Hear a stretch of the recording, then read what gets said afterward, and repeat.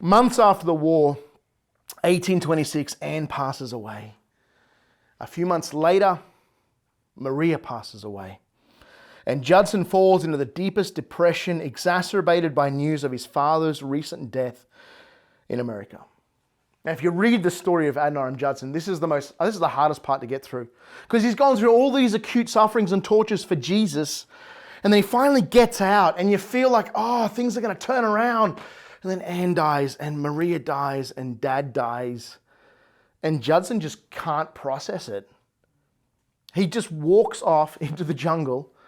He digs a shallow grave. He builds this weird makeshift little chair. He plants it at the head of the grave, and he just waits to die. He's done. He just can't do it anymore.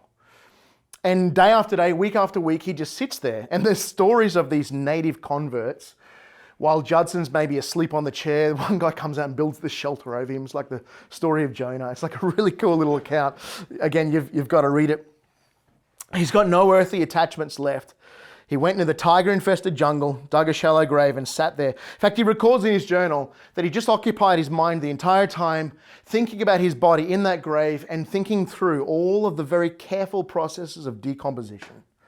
I was like, oh, bro, I'm not a depressive person by nature, but this chapter of his life, it can send you in a bit of a tailspin. Like, it's pretty dark. It's very, very dark. He writes a letter home to his mother and his sister saying, scrap every letter, every journal entry, everything I've ever written you, burn it in the fire. Part of the reason why we don't have much of Judson's story is he's just so tenacious about destroying any record of his life, and he desperately tries to do it. He obviously fails because we have his life.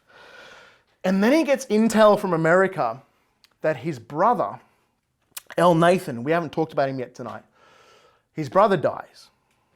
And part of this story is that when Judson and Anne were finally coming down to the bay to embark upon the ship to sail to India, his brother comes with him.